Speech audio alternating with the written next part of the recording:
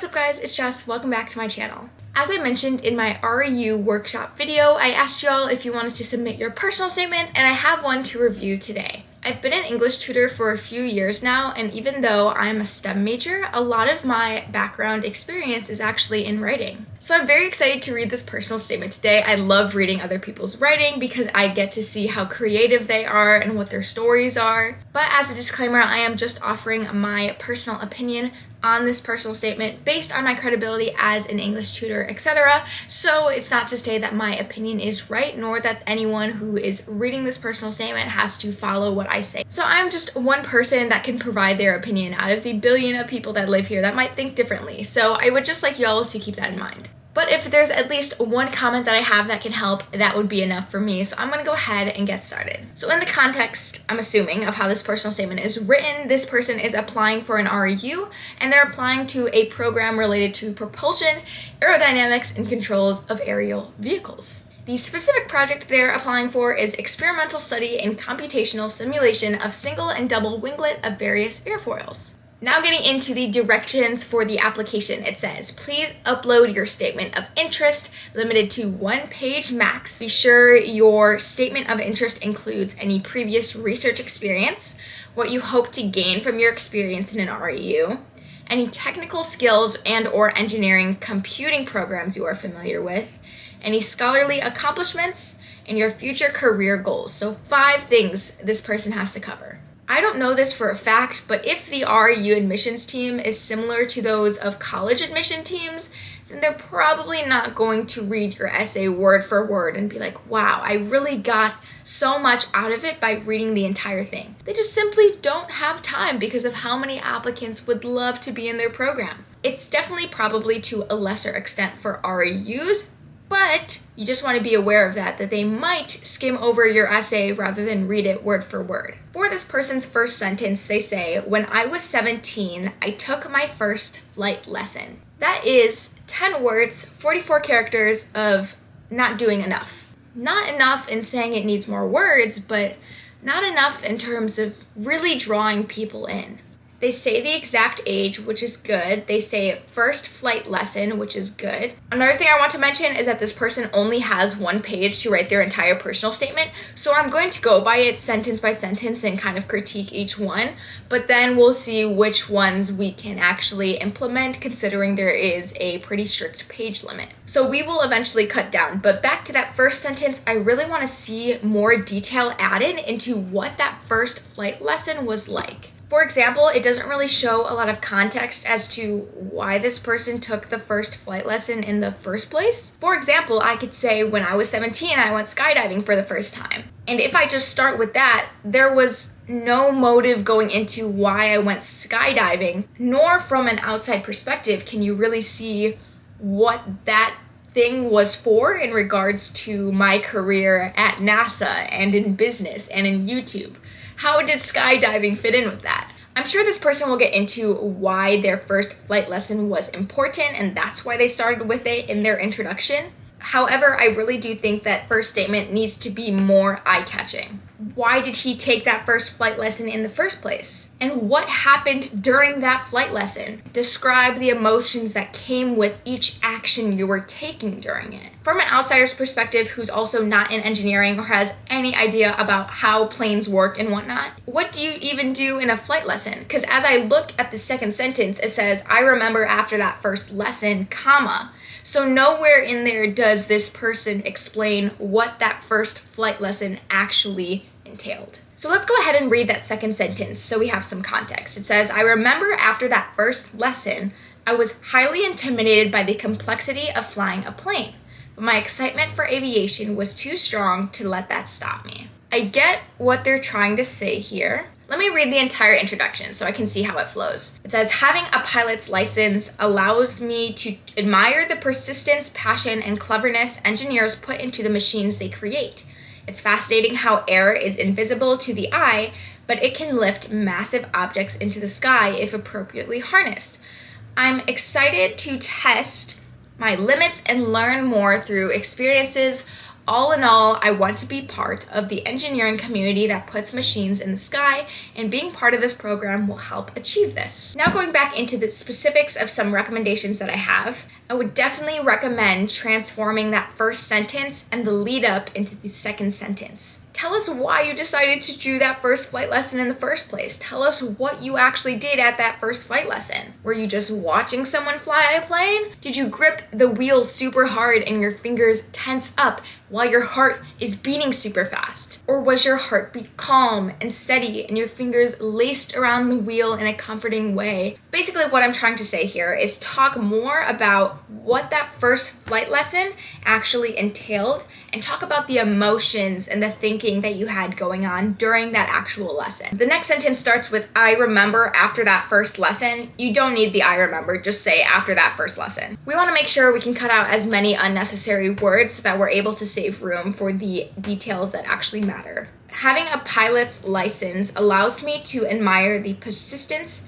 passion, and cleverness engineers put into the machines they create. It's fascinating how air is invisible to the eye, but it can lift massive objects into the sky if appropriately harnessed. Another tiny thing I'm noticing here is that sentence starts with "it's fascinating," but the next sentence is "I am." In my opinion, I think you should be consistent with your contractions, so you would either say "it is fascinating, I am," or you say "it's fascinating, I'm excited." That is just like a very unnecessary critique, but if you wanted to keep your essay consistent, I think that would be a good addition. Also, you can save a bit on that character count by making "I am" into "I'm." I used to do that too, where I used "I am" instead of "I'm" because I thought the contracted version was just not as professional.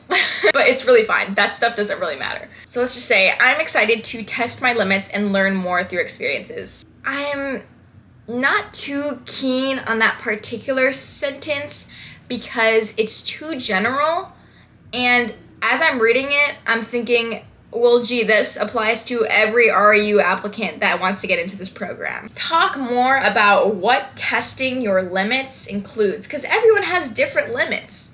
If you just say "test my limits," it can imply that you have the same limits as someone else, and that's definitely not true. So talk more about what testing your limits actually entails. And you may not know yet, but that's totally fine. You can give a few details about what you think that might entail. Similarly, learn more through experiences. Everyone is trying to learn more through experiences. So maybe expand more on what the word "learn more" is to you and what the word "experiences" is to you. Again, you may not know this because obviously you haven't gotten into the REU program yet, but you can kind of brainstorm and use this time to think creatively about what you might imagine the REU program to be like and what you want to test and what you want to learn. Show them that you're excited and that you're unique and you're not just another applicant. The next sentence starts with my least favorite 3 words, "all in all." Totally unnecessary, delete it. We already know that it's the last sentence of your introduction, so it's already going to imply "all in all." So just cut it out. I want to be part of the engineering community that puts machines in the sky, and being part of this program will help achieve this. I know they describe the engineering community by saying "that puts machines in the sky," but there are a lot of different aspects of engineering, I'm assuming, that put planes in the sky. There's probably a sound noise engineering group. There's definitely an aviation aerospace engineering group. There's a mechanical engineering group. There's probably an engineering group that needs to figure out how to order all of the materials and get them shipped. There's probably another group that has to figure out the design of the airplane. So what I'm trying to say here is that this person was descriptive in saying the community that puts machines in the sky. However, as we just saw, there are so many different engineering communities that do that. So maybe just say a word before engineering that describes which specific one. For example, I want to be part of the aerospace engineering community that puts machines in the sky. Also, maybe add how they're putting machines in the sky. Do you like designing the actual aircraft and just drawing it out on paper or on a computer? Do you like just getting all the parts and start building right away based on plans that were made by somebody else? What I'm trying to say here is that there's just so many aspects related to this one category, so you just definitely want to expand on it a bit more and include a bit more details as to how it can be applied to you specifically. Now let's get into the second paragraph, and I'm going to go ahead and read the entire thing this time and then get into the specific sentences. The movement of air around airfoils is a concept that I am excited to learn more about during my education. In pilot school, we learn about aerodynamics, but we don't understand it in detail that I desire. I want to know the specifics of how air interacts with the wing to create lift, how air interacts with the wings when it stalls, how induced drag works, why some wing designs are more effective than others for specific missions, and so much more. Using the subsonic wind tunnel and wind energy laboratory will help me further understand aerodynamics. Overall, I really like this paragraph because it gets into the specific details as to what this person wants to learn. I do not like the "and so much more" that I'm seeing, because everything that you don't list specifically kind of implies that there's more you want to learn. So I would just recommend cutting that all out, especially since the sentence starts with and it's just 4 words that it could just be taken out. You don't need it. I also didn't know this person was in pilot school, which I think would be better to expand on in this paragraph or your first paragraph. In my opinion, I don't think the pilot school was implied in the first paragraph. I could totally be wrong, and maybe someone reading this was like, obviously, because he got his pilot lessons, he needed to go to pilot school. So as someone who has no idea what flight school and all that stuff even entails, maybe it'd be a good idea to include earlier on what pilot school was actually like, and maybe mention that he went there in the first paragraph. I don't know, in my opinion, I felt like I didn't know that they went to pilot school from the first paragraph. I just know that they took a flight lesson and got a pilot lessons, and somehow I didn't connect the dots that they went to pilot school. Again, many people may have connected those dots, I just didn't, so something to consider if someone is like me reading your essay who's like, what, they went to pilot school, they didn't mention that. Anyway, not as important as some of the other stuff though. Again, there's a contraction where you can change I am to I'm, or you can keep it I am, but then keep your other contractions consistent. I like how they mentioned that in pilot school, they just give a brief overview of aerodynamics, but this person really wants to know the specifics. That is great. And they mention what specifically they want to learn about. How air interacts with wing to create lift, etc., etc., etc. They keep going into details. That is beautiful. That is perfect. I loved reading that because it shows that you're passionate about learning these specific things, whereas someone else who might be applying might just say, I want to learn more about how a plane works. No. Overall, I really like this paragraph, so great job. Now getting into the third paragraph, so again, I'm going to read it all and then get into the specifics. Initially, my goal was to get a bachelor's degree in aerospace engineering to become an airline pilot, but the act of piloting forced me to appreciate the ingenuity, I don't know why I couldn't say that word, anyway, my bad, that goes into creating a safe airplane. I realized that my life would be much more fulfilling as an aeronautical engineer. Maybe that could be the word that they use up there, like aeronautical engineering community. Anyway, I want to start developing my research skills early for graduate school, and being part of this undergraduate research program will let me do this. In addition, learning from researchers like Dr. Blank or Dr. Blank would be an irreplaceable experience, as they could help me understand the science of harnessing air through the simulation of single and double winglets of various airfoils. They also left a comment, let's see. I have a friend who told me to actually read one of the professor's research papers and talk about why I am interested in their work, in addition to my interest in the project. I know this is a technique for graduate school, but I feel that this method allows the REU admissions committee to see through me.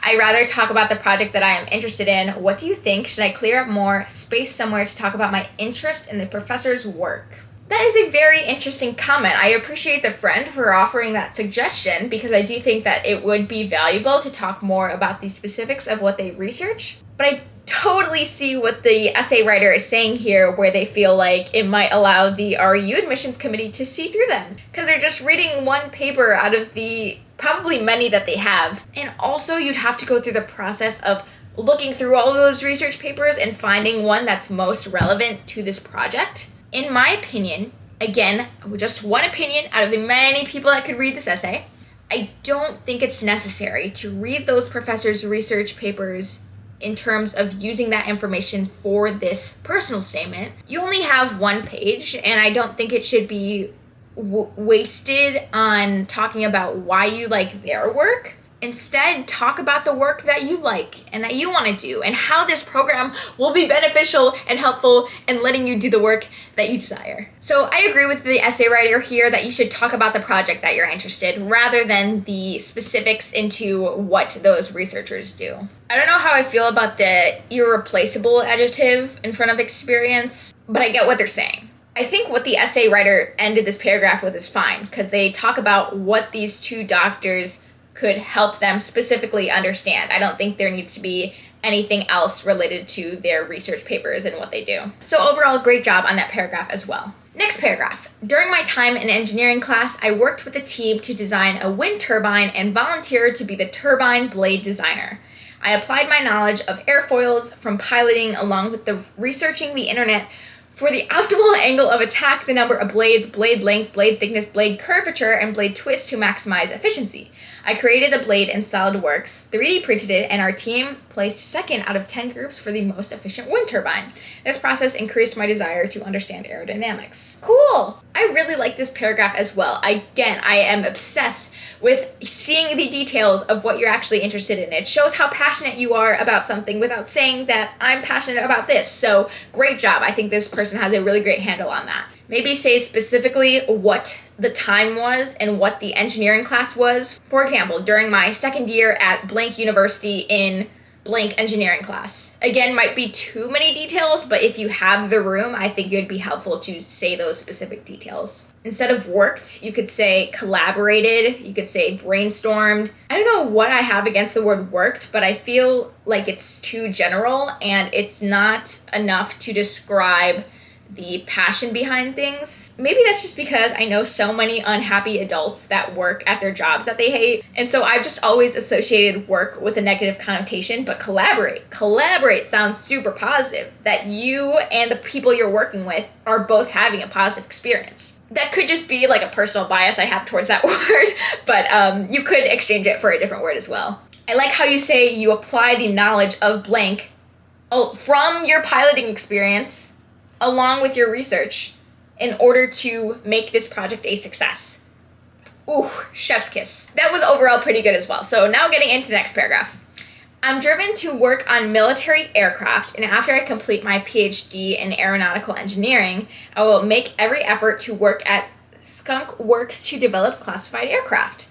During my future years of working at Skunk Works, I will devote myself to developing exceptionally safe and efficient aircraft because my ultimate goal is to work with the United States Air Force team that develops the nation's most advanced aircraft at Edwards Air Force Base or Area 51. Oh my gosh, that is so cool. One of my favorite things from this paragraph is this person doesn't say, after I plan to complete my PhD. No, they say, after I complete my PhD, showing that they have the confidence to not only be accepted into a graduate program, but to stick through all of those years to get that PhD and do what they want to do. That is super impressive. If I was an admissions officer, I'd be like, okay.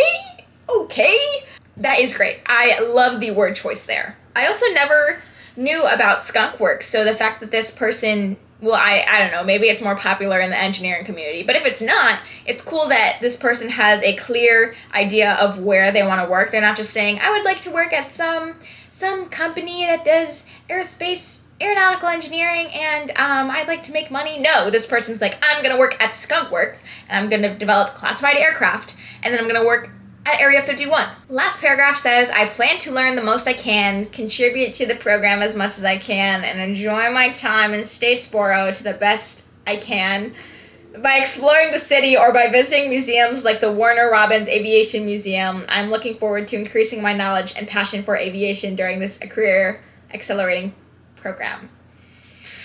Ooh, we were doing so well. They were doing so well. Those few paragraphs in the middle. We're doing so well. And then the last paragraph is supposed to punch the admissions officer. Basically grab them by the tie and be like, you're gonna accept me, and they accept you. That last paragraph isn't really giving that energy. I hate the first sentence. The reason why is because this person went into so much detail in the body of this essay, and I was so happy. It was beautiful to witness. But then they close it off by saying, I plan to learn the most I can, contribute as much as I can, enjoy my time here to the best that I can. No. Ooh. Too general and the word choice is poor. You don't have to say I can. I don't know why I have such negative connotations with these words, but the way that I'm reading this is like, I'll do as much as I think I'm capable of. It just is kind of showing that you're limited. I know at the beginning of this essay, this person wanted to test their limits, but at the end of the essay, they're saying, well, if I reach those limits, I might not be able to go past them. So just FYI, if you accept me, I may not be up to the standard of what you want me to be, and I may not do this and this and this because I can only do what I can. I have no idea who this person is, and I think they are super cool based on what they told me in the middle paragraph. So carry that energy into the last paragraph. I highly recommend everyone reads Think and Grow Rich, and I will recommend it to this person as well. From what I learned in that book, you're only limited by the limitations you choose to acknowledge. In this paragraph, the word choice, the generalization, is giving me, I choose to acknowledge every single limitation. And in that case, then you are limited. Now that I've calmed down a bit, I would definitely advise this person to, essentially flex. Like, you're not gonna learn the most you can, you're not gonna contribute as much as you can, you're not gonna enjoy as much as you can, you're gonna actually do the things. You need to have the confidence to realize you can do more than you think you can. So don't think about those limitations, and definitely don't say them in your last paragraph. Even though this is a conclusion paragraph with the intention of wrapping everything up, I would still like to see certain specifics. By learning this and this, I will contribute to the program by this, and I will enjoy my time in Statesboro by doing this and this, which they kind of mentioned by saying visiting museums and saying a specific one, which I like that part. I would definitely recommend deleting the most I can, best I can, much as I can, and transforming this sentence so it includes a lot more detail. Overall, I really liked that personal statement, and I'm really grateful to this person for submitting it and allowing me to review it on my YouTube channel. As I mentioned at the beginning of this video, you don't have to take any of my advice, nor am I trying to say that my opinion is the correct one and this is how you're gonna get into the REU. No, I'm not trying to say any of that. But hopefully some of my feedback was at least a little bit helpful. So big thank you to the person who allowed me to read their essay, and a big thank you to all of you for watching. You can still contact me at this email right here if you would like me to read any of your essays or personal statements. Thank you so much for watching, and I'll see you all tomorrow. Bye!